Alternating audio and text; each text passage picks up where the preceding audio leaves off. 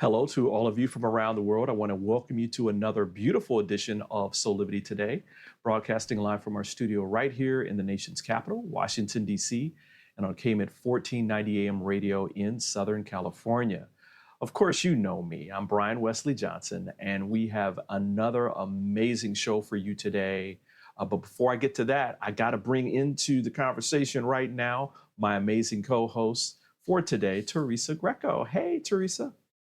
Hey, I'm so happy to be here on a Friday. I know, it's like amazing that you're here.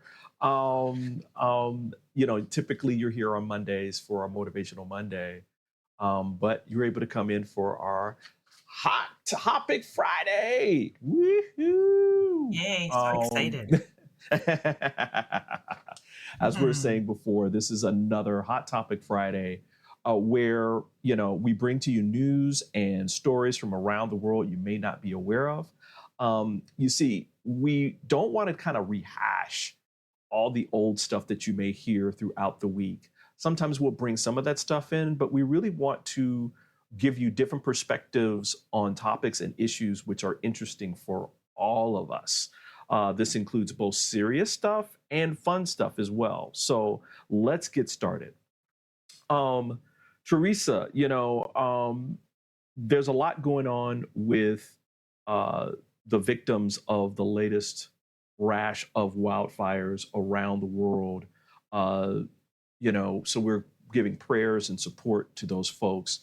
Some of the places are like Maui, Hawaii, Washington State, British Columbia, Canada, and even in Greece, there's a lot of wildfires going on. But I thought it was important for people to know that climate scientists are united in their belief that these events are not part of the natural cycle of renewal in our ecosystem. That means the unprecedented number of wildfires would not have happened without man-made climate change. Here's more on this from Sky News. Tom's on Corfu for us this morning. Tom, can this be linked to climate change?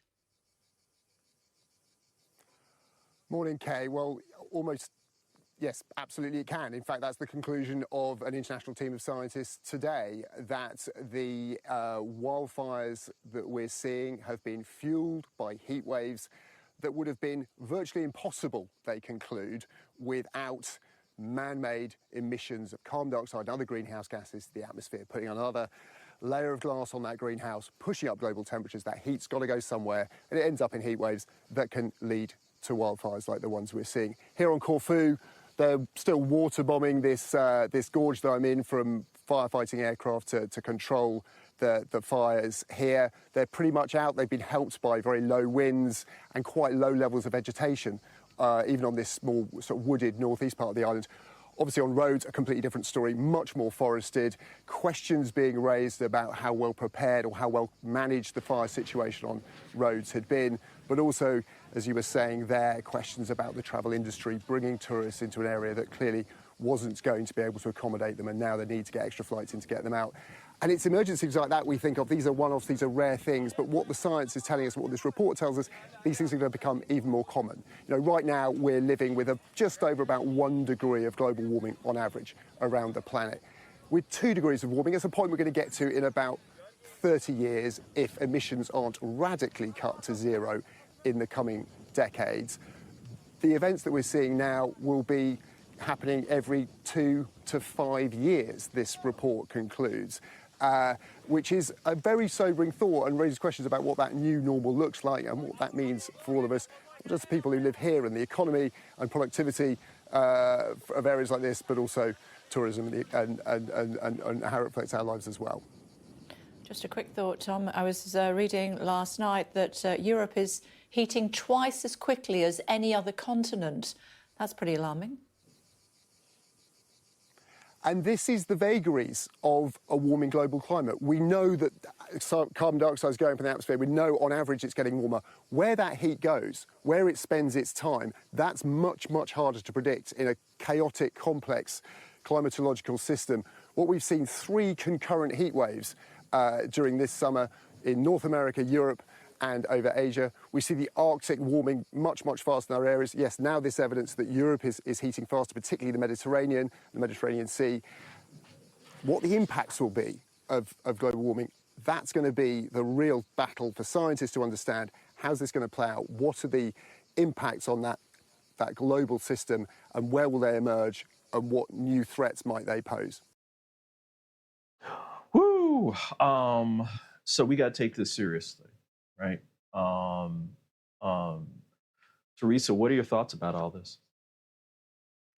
Well, it's interesting to note the areas that they're saying seem to be a little bit hotter than other parts that are experiencing the fire. I know I was in Greece last year as well, and Yeah. witnessing some of those same things. Same in Italy, the same thing, and they just don't even have the resources to be able to tackle the fires. It's on a daily basis where, the Right. side of the mountain has caught fire. They do know too that sometimes these fires are being caused by man, that Mm-hmm. people are lighting them on purpose, Yeah. for various reasons. So, unfortunately there is that aspect as well. It's not just a temperature thing, but it's also, man itself is also contributing. But I thought that aspect was interesting about the temperature difference, just because Yeah. Canada is actually carbon neutral or carbon deficit. So because of Right. the number of trees that we have, we actually don't have a carbon footprint. So I can Right. understand how, in Europe, things are definitely different Right. than it is here. So that's why I find it, to be honest, I find it a bit peculiar as to like why the wildfires here in BC and spreading up into Yellowknife are as prevalent as they are this year. From what I've been reading about all this is that um, since climate change, right? So we're saying that the climate is changing around the globe. So certain places that would normally receive a certain amount of rain, for instance, like in parts of Canada, right, where Hmm. where the forests that are around, which would normally have a normal amount of rain, they've been going into more drought conditions or closer to drought conditions, Mhm. and so there's more kindling, right? And so Mhm. Mhm. if there's more kindling, when the natural renewal cycle starts with, like, thunderstorms come, lightning strikes, and a fire starts, right? And for hundreds of thousands of years, that was the Earth's way of clearing out brush and providing fertile soil for new vegetation. Well, now there's too much, right? And so these fires burn really, really viciously because there's a lot of dry wood and other dry vegetation for the fires to just ignite. I know that was true in, like, people think of Maui and out in Hawaii as this tropical paradise, and that, well, how could there be a fire there? Well, on Maui, like on a lot of the islands, there's 2 different sides of climate, right? One side is more tropical. The other side can be more arid, for example, where it's more desert-like. And over the years, the side of Maui where, according to what I've been reading, that where they haven't gotten a lot of rain has gotten more and more arid. And even though the trees are able to survive through certain aspects, like that big tree that got singed, um, there's a lot of kindling. And so you couple that with the fact that there was a hurricane out to the east of them that was pushing these winds onto that side of Maui, which was like, like if you're trying to start a fire and you kind of blowing on it to Mhm, kind of mhm, spread the mhm, ashes so that it would catch fire, right? In terms of a mhm, campfire. It's the same principle in Maui, where that wind was just blowing and spreading that fire into the urban area that was there. So you got less rain, right? In an arid area, in an area that typically would have more rain, so it dries out, mhm, and you mhm, have a hurricane, which was also caused, like the season is earlier because of climate change, and an El Nino that's out in the Pacific Ocean that is like the strongest that it's been on in history. So all these things are like a perfect storm that comes together that's causing these wildfires around the globe. I mean, people think of climate change as just one thing, and it's like not. It's climate. It's all the climate. Places that that are supposed to be cold are warmer. Places that are warmer that are supposed to be warm are colder. So you've got all these different aspects around that are happening simultaneously, and things like this happen, unfortunately. You know, I guess, yeah, go ahead, Teresa. I was just going to say that, Brian, us being spiritual people, Hmm. that science is always saying one thing, but then from a spiritual perspective, Hmm. I, I feel like we could understand Mother Nature as an intelligence that Hmm. has existed from the beginning of time, in True. that nature knows what to do, right? Then Right. the animals Hmm. know what to do. They Hmm. understand the timing even before we do, right? That I look to the trees for when their summer is over, because I start to see some of those. I'm like, how does it know? How does it know that, sometimes when the weather is nice, right? Mother Right. Nature knows. And then the animals all of a sudden start like going into harvest mode, or like, Right. it's just, there is an intelligence that is controlling and taking care of things that is outside our scope of knowledge. That if we look Absolutely. to the amount of rain and, sorry, the amount of snow that California got this past winter, it was like astronomical. Hmm. And the amount of snow and precipitation has actually helped them to avoid the number of fires that they typically have in the Hmm. summertime. And so Hmm. this is the intelligence that Mother Nature is like, okay, I need to, download a whole bunch of precipitation here, because 6 months from now that it already knows what the summer is going to be like True. outside of our, like, even comprehension or cognitive ability. So True. I Uh, also want to put trust in Mother Nature to know what it is that, and not to say that that the issues that are contributing to this aren't real. I'm not saying that, but I right. think that Mother Nature has a plan to always keep us in balance, that the earth has been around for billions of years, right? Yeah. True. Even before humans were on earth. Hmm. And the earth has gone through various cycles of change, right? The Hmm. dinosaurs went extinct Hmm. because of what was happening to the earth at that time. So not to say that we don't need to make changes. Absolutely, we should be honoring and loving Mother Earth because it is part of us. Right. But at the same time, I also put trust in Mother Earth to know True. that she is doing what she needs to do to, like, ensure that everyone and everything is taken care of, not just us, but everything as part of that. So I don't know how you I, feel about that. I completely agree. I'm going to take like 30 seconds to kind of tell you. I think that everything that you just said is spot on. I would also say this, that Mother Nature has also been telling us that what we're doing with like fossil fuels and other things aren't helpful. And so if we don't listen to what Mother Nature is telling us, Mhm, then mhm, Mother Nature, along with spirit, it's like that whole whisper and then, yelling and then push you down uh-huh, until you finally realize what's mhm, going on. I think that that's also what's happening. So mhm, we need to be paying attention. Listen, everybody, mhm. great thoughts, Teresa. Listen, everybody, we're going to take a break. And when we come back, we've got even more for Hot Topic Friday coming up. got another great story that's probably going to make you more optimistic about everything that we're talking about in terms of climate change. Soulivity Today is brought to you by Happy Travelers Tours and Old Vine Wine Tours.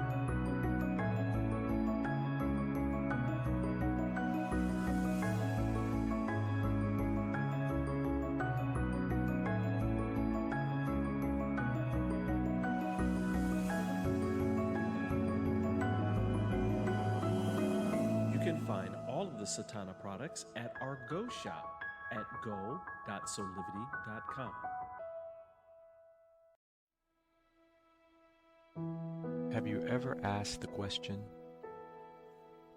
if I was to be anything, what would I be?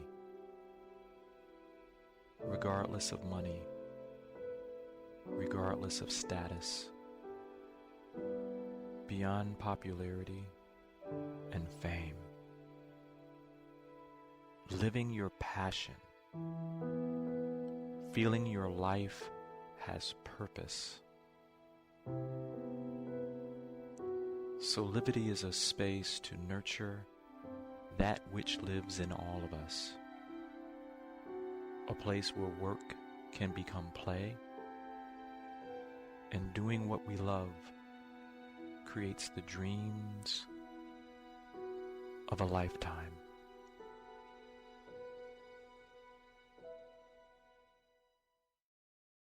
Hello there, we're back with more here on Soulivity Today for a Hot Topic Friday. Hey, Teresa, with the last segment that we had about the wildfires, I know, we were just talking about Gaia, Mother Earth, and the complexity of everything that's going on. I think for folks, it can be a little depressing that climate change is a major reason for it in its different ways, right? Well, listen, I've got a next story that's going to make you smile because many people do recognize that we do have to change and move away from causes of climate change with real solutions we know will work. So let's take a look at this next story coming out of Paris with France 24 News. Other news today, 9 European countries are holding a summit aimed at scaling up wind power generation in the North Sea, this spurred by the fallout of the war in Ukraine and the push for renewable energy. Hosted by Belgium, France's Emmanuel Macron is among the leaders attending. However, wind farms are a source of friction between France and Belgium at the moment. French authorities are planning to build dozens of wind turbines off Dunkirk on the edge of Belgian territorial waters in an environmentally protected area. And the plans are generating significant anger in Belgium, as our correspondent Dave Keating reports.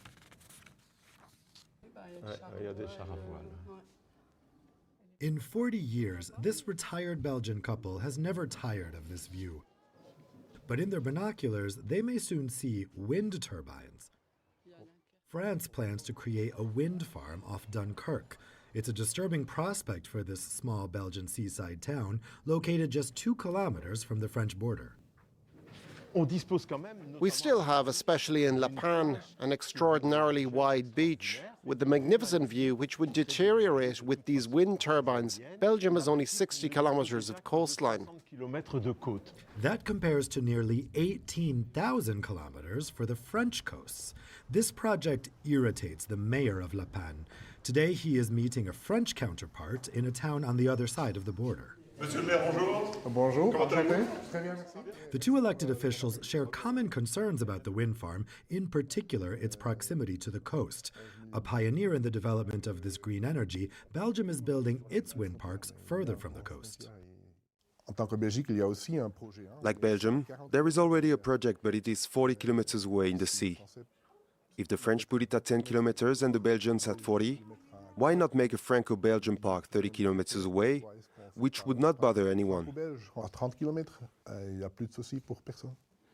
And France is far from being a pioneer in this field. We're still learning what's happening in other countries. Late to the game, France wants to catch up, but the Dunkirk offshore project also worries environmental associations. The park would be located in a protected area crossed each year by many species of migratory birds. This project is ignoring biodiversity issues. That's all. When you have such an area that is protected for migration and you still allow wind turbines, that means the protection is really paper, but that's it. Belgium has filed several legal challenges against this project. At the same time, discussions are taking place at diplomatic level between France and Belgium. Well, also covering this story today is our science reporter Shirley Sitbon. She's with me now. Shirley, why are European countries investing so much in offshore wind farms around the North Sea? Why that area in particular? Well, it has many favorable conditions. First of all, a lot of wind, and also it's pretty shallow, which means it doesn't cost as much as other areas. Still, it costs too much for Europeans, and they want to find ways to make it even cheaper. That's why they're meeting today with many business people working out ways to produce and to build all of that energy. So France and 5 other countries will join the four original countries who created the summit last year, centered around Belgium, which initiated this. So the goal basically is to become like the UK and Germany, one of the motors of the wind energy, and to join this network. That's basically the goal, to produce 10 times more energy than we do today by 2050.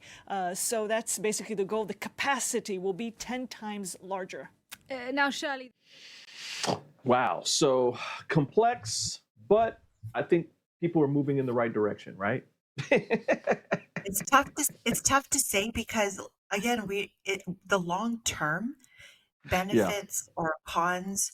I look at all of those and I'm like, what about in 30 years when we've hopefully developed other technologies, and now Right. we've invested millions of dollars, creating the wind turbines, putting them in, and then we realize, it's not like what happens to all of that material? And we know from in the past that we've invested money in technologies that So as things update. surprisingly, there's a story that actually came out of the BBC last week. I think I talked about it last week, where in Denmark or Norway, one of the northern countries there in Europe, actually has been thinking about this because wind turbine technology has been around now for about 3 decades, right? Mhm. And so there's wind turbines that are actually coming to end of life,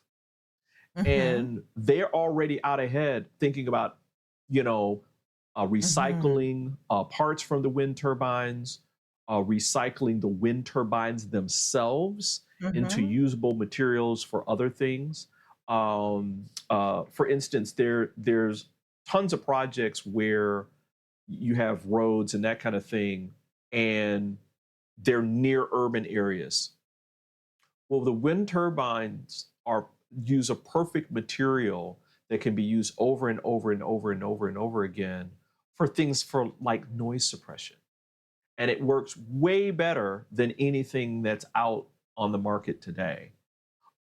So they're already thinking about this stuff, which is great, should be part of the conversation, right? I think that's what your point is, Yes. right?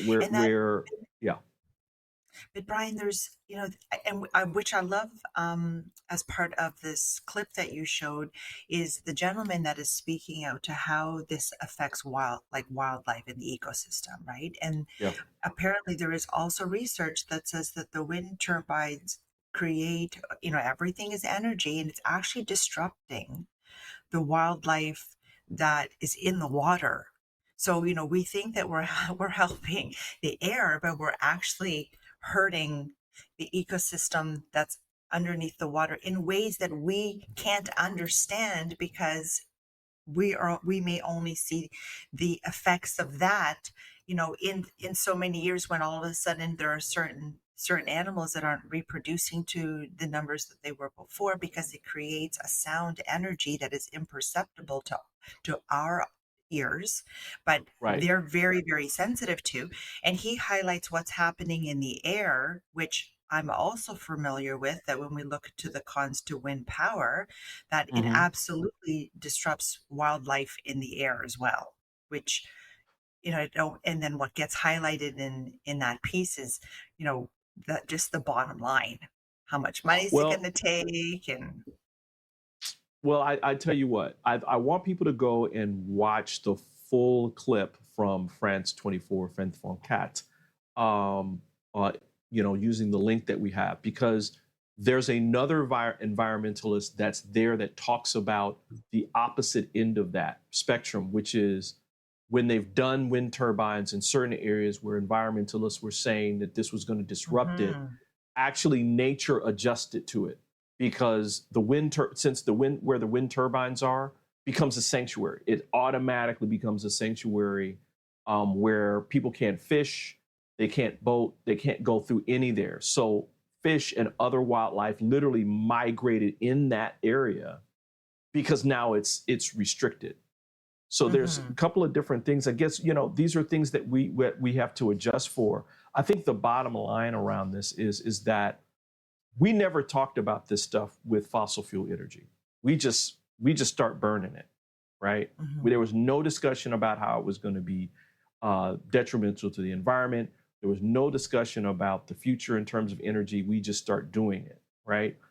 So the great thing is that as we are moving into a new era of energy production using non-fossil fuel elements, we are having that discussion as we're doing it, right? And that we're including all these different voices, which is a great thing, which is the way it should be, right? And that we're adjusting as we're moving forward. And I hope Listen, that we're those gonna. voices get heard. That's what I Well, hope, they that, are. there are. Mhm. Yeah, they are being heard. It's why newscasts like Franz von Kat talks about it and brings it into the forefront. It's why you have two different countries and mayors talking to each other about all these different things that are happening. Um, Listen, we're not going to take a break. We're actually going to keep talking about some hot topics on here on Soulivity today. This next thing is really cool because a lot of times, Teresa, we go into these hot topics and we get really really serious, but we also want to have some fun, right? I mean, um, uh, and we thought we would have everybody kind of lay back, take a break, and plan out what they're going to do in September with the latest and greatest movies. Hi, everybody. As September arrives, you can count on three things. The leaves will begin to turn, the weather will start to cool, and new movies. You can find the movies that will be released in September in our video. We are waiting for your comments about the movies that will be released. The Equalizer 3, the final movie in the Denzel Washington-led action franchise that got its start in 2014, will see Robert McCall going up against the Mafia. The official plot synopsis for The Equalizer 3 reads, since giving up his life as a government assassin, Robert McCall has struggled to reconcile the horrific things he's done in the past and finds a strange solace in serving justice on behalf of the oppressed. Finding himself surprisingly at home in southern Italy, he discovers his new friends are under the control of local crime bosses. As events turn deadly, McCall knows what he has to do, become his friend's protector by taking on the Mafia.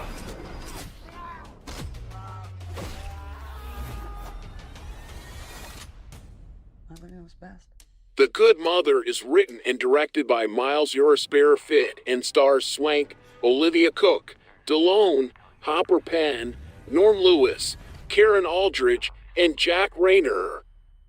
Starring two-time Academy Award winner Hilary Swank, The Good Mother follows the journalist Marissa Bennings, Hilary Swank, who, after the murder of her estranged son, forms an unlikely alliance with his pregnant girlfriend Paige, Olivia Cook, to track down the killers.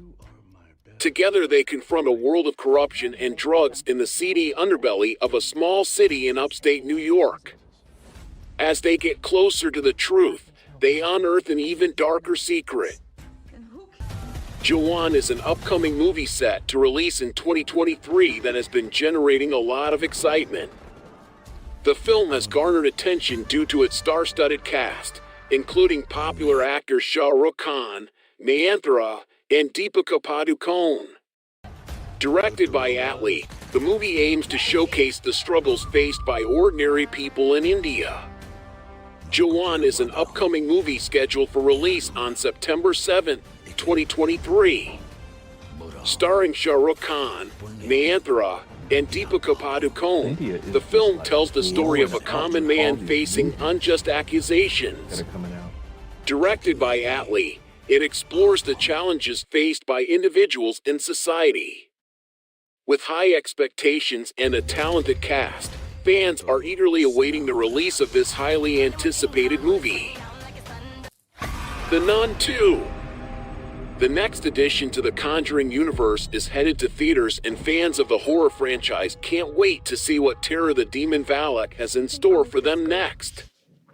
Part of the dark world created by horror hero James Wan, The Nun 2 has been long awaited, and 5 years after the release of the first The Nun film, audiences are eager to see what haunt the demon is headed to next. A follow-up to the enigmatic gothic horror about a strong evil that haunts and causes supernatural harm to everybody it comes into contact with.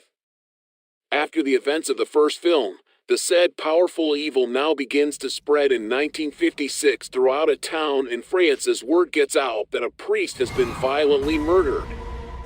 A Finnish contemplative in her novitiate, Sister Irene, begins to investigate the murder, only to find a demon behind it, the same evil that terrorized her in the original film as a nun Valak, whom she once again soon comes to encounter. My Big Fat Greek Wedding, 2002, continues to be the highest-grossing romantic comedy ever to grace theaters and is an absolute delight to watch even to this day.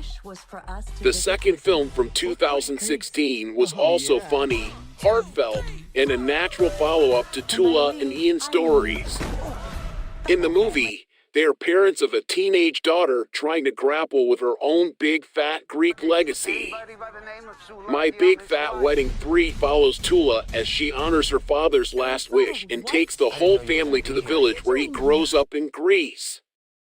As she tries to track down her father's childhood best friends, she winds up learning a lot more about her roots and her family along the way. Oh, thank you. I'm a vegetarian. A Haunting in Venice. Agatha Christie remains the best-selling fiction author of all time and the queen of whodunits. Her stories have been adapted for the screen countless times and have been the primary source of inspiration for detective films well after her time. After the successes of Murder on the Orient Express and Death on the Nile, it is welcome news that a third installment of the modern Hercule Poirot films is set to hit theaters late next year. This time around, the detective film is also a supernatural one. The setting is post-World War II Italy. Detective Hercule Poirot is retired and lives a secluded life in Venice. He is invited to a séance and begrudgingly attends against his opposition.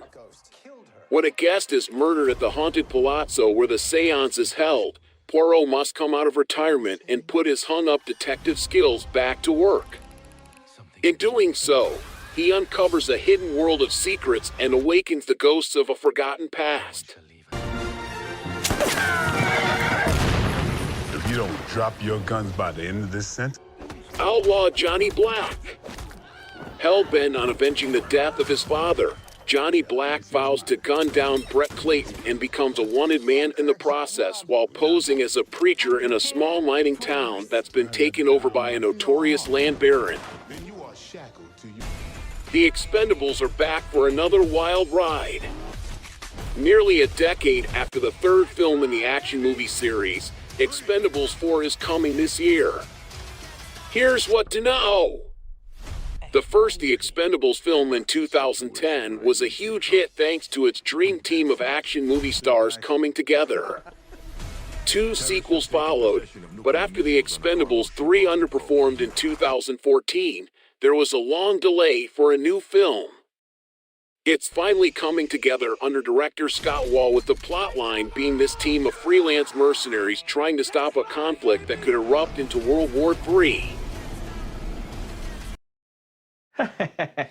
Yay! Woo! It's gonna be a good September. What looks good to you? What looks good to you really quickly? Really quickly for me, it was the last one, The Expendables 4. Oh, you're action girl. Because those are icons, those are legends in there. I'm like, oh yeah. And I love Stallone. I'm like the way he's aging, I just think he's just one of those icons, that it was gracing the screen for many. I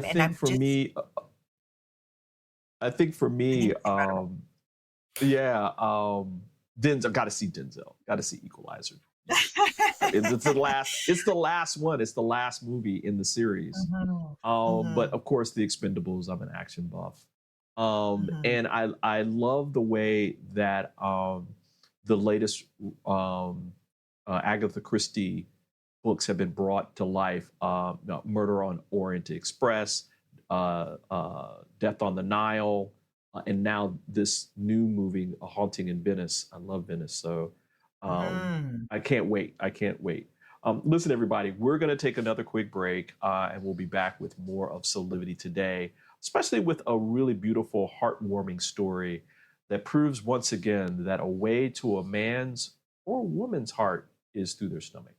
We'll explain why when we come back. 6 years ago, when I started Soulivity, my vision was to support everyone in improving their life through the discovery of their passion and purpose, so they could become the best version of themselves, to battle fear and ignorance, and create a better world today. Get inspired to live your passion and purpose. Visit Soulivity.com now. Do you see me kneeling on this dual roller called Parasetter? It's actually comfortable because of this channel and the softness of the special foam. It feels like my kneecaps are being massaged. When I lie down, my spine is housed in this channel, while the convex rollers massage my muscles. They let go and lengthen. There's a traction effect from my head on the headrest and my mid-back from the rib wrap, which hugs me. When I start the breathing sequence, I feel calm because my cortisol levels are dropping. Lower cortisol means bye-bye constant hunger. Parasetter is 40 inches long and much more comfortable than old-style rollers, but it weighs only 10 ounces. Parasetter, just like Pilates was, is no longer an insider secret. Do yourself a favor. Reset your parasympathetic nervous system. Defeat stress. Lying, sitting, kneeling, or standing. This unique patented roller helps everyone.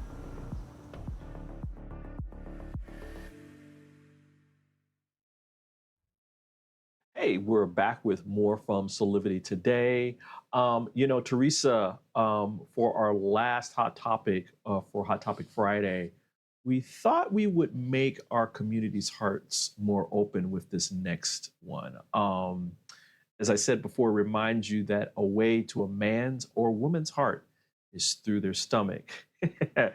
Thanks to ABC Localist for this great story. Thank you. Can I get you something to drink?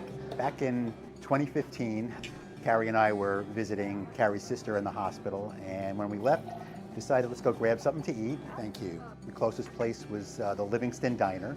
And as I'm ordering, holding the menu, Carrie snapped my picture. I'm gonna do our pick. And I said, half jokingly, this would be really cool if we can take this exact same picture at every diner in the state of New Jersey. Macaroni and cheese.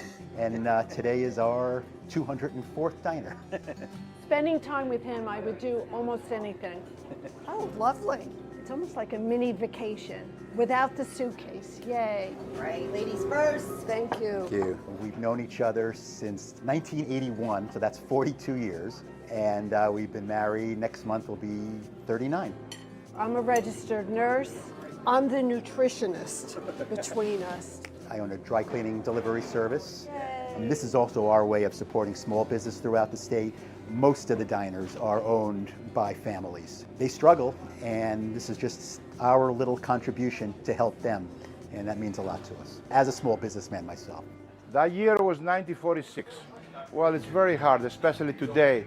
It's hard to find employees, help, and also we fight the food cost. You know, for a long time in this business, we take a proud of it. I'm very glad that they stopped by. This is very good to promote the small business, a small mom and pop shops, because that's what we need. Well, thank you for stopping. I appreciate it very much.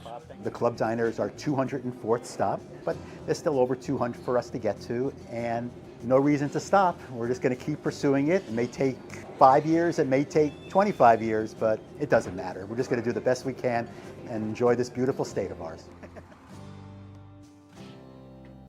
Oh, So sweet. I know, right? Right? And what they're I mean, eating, that's what so they're cool. eating looks sweet too. What they're eating was looking sweet. Oh yeah. Nom, nom, nom, nom, nom, nom. Hey, there's nothing like good diner food. I don't know what it is about it. I mean, I grew up. Did you grow up? You grew up with diners, right? Where you lived? No, not that. No, not really. Really? Oh Yeah, man. it must be more of it because he's like 400 and just. And I was like, I'm sorry, over 200. I was like, really? Like we don't have that many. Yeah, I think it's a East Coast, Midwest kind of thing.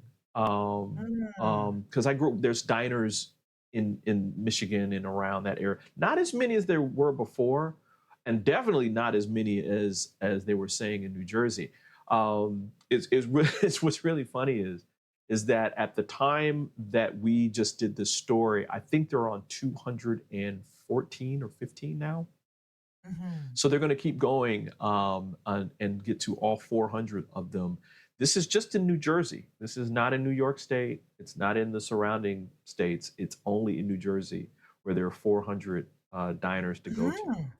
So which is really cool. So maybe that might be a trip that I have to take with my honey. We'll, like go and check out some diners.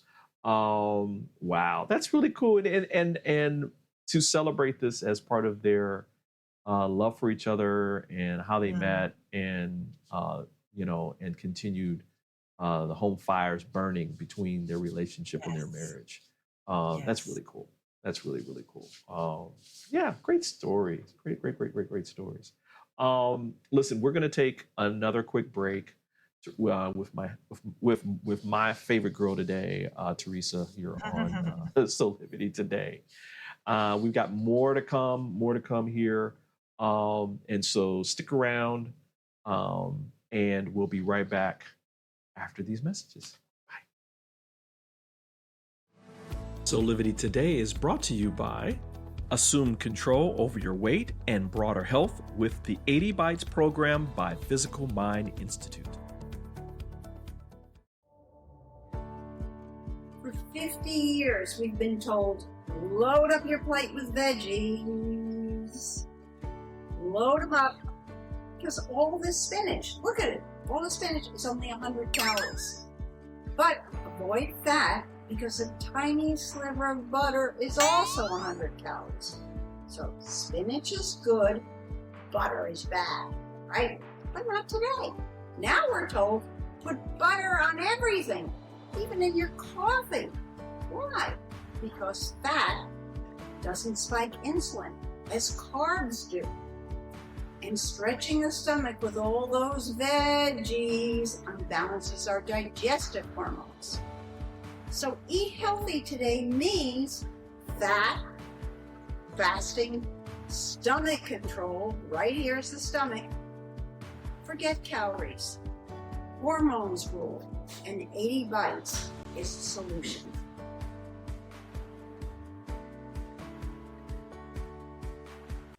Would you like to be one of the first people to experience mental freedom? Mental freedom is a coaching practice with 6 core principles: improving hope, self-efficacy, optimism, resilience, and general well-being. Mental Freedom only takes 6 sessions. It is designed to give you the tools you need to help yourself. It can help with any situation, relationship problems, past trauma, career decisions, parenting challenges, addiction, and mental health concerns. Incorporating the Mental Freedom Framework into your life will deliver an approach to master any situation and a pathway toward achieving inner peace. Mental Freedom provides the information and tools that you need to grow and be bigger than anything that ever happens to you.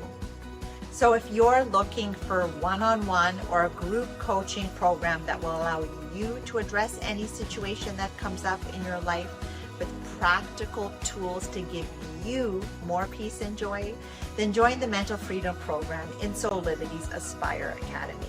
There are very limited spots available, so don't delay. I hope to see you there.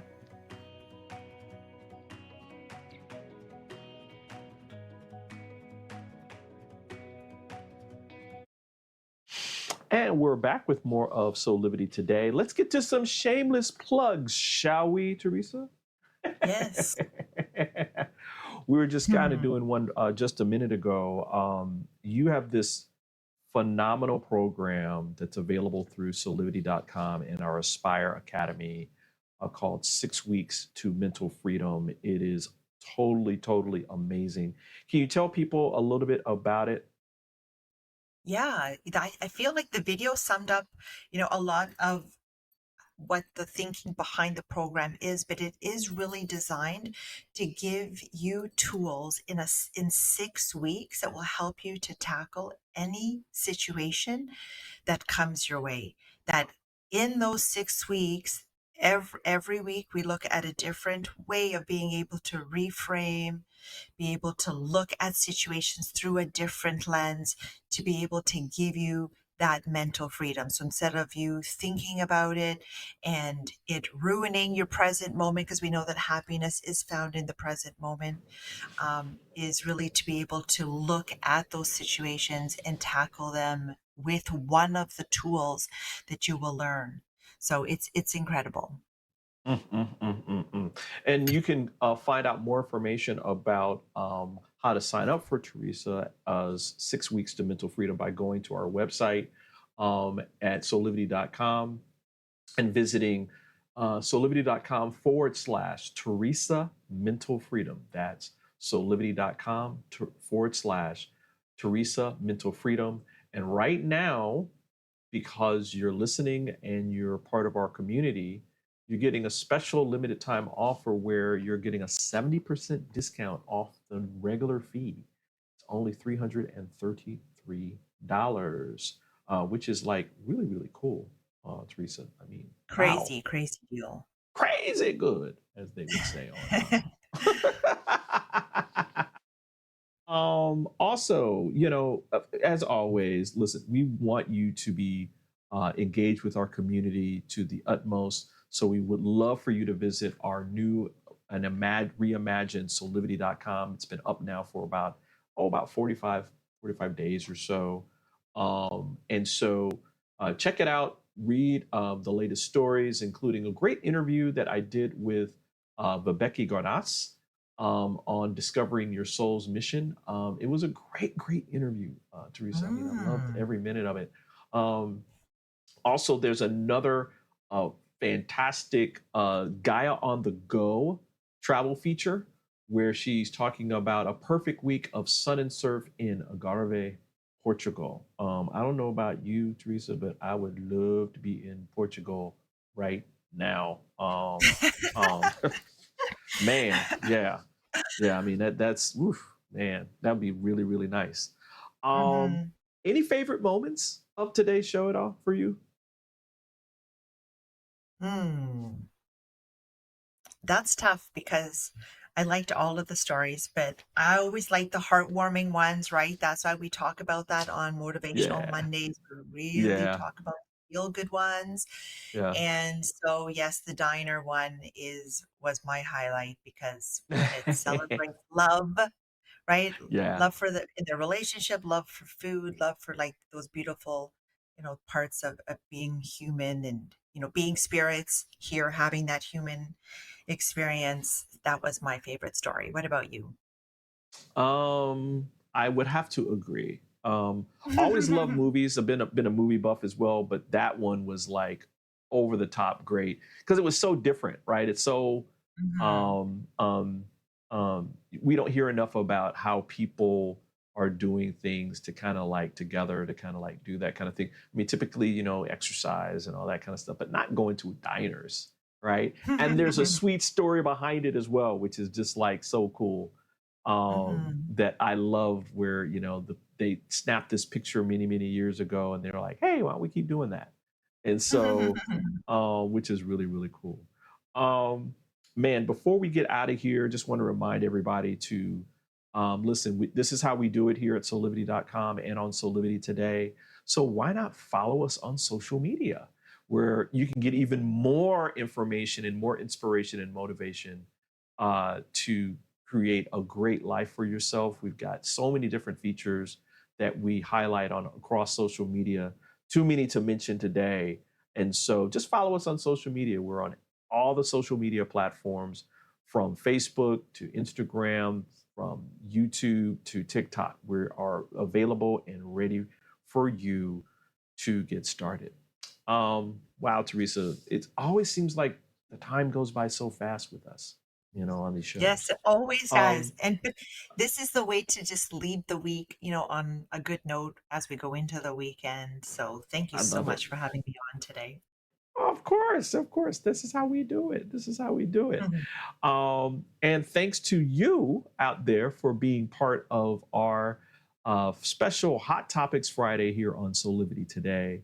We hope that you come back and join us every weekday, not just Fridays, but every weekday, where you can listen to us about a whole range of different topics, including our upcoming Motivational Monday, where Teresa is going to be back with us.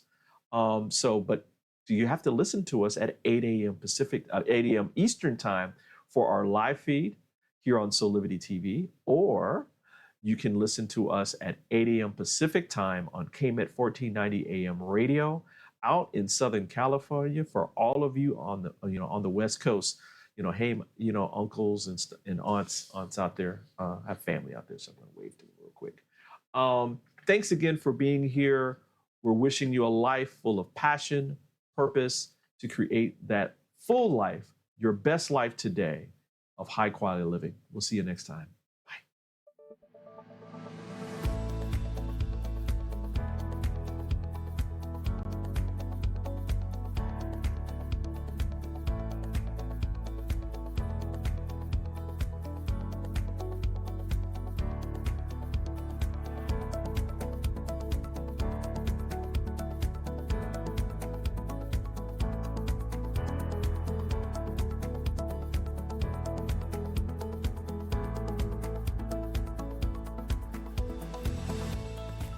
This work is subject to copyright owned by Affinity Global LLC. Any reproduction or republication of all or part of this is expressly prohibited unless Affinity Global LLC has explicitly granted its permission.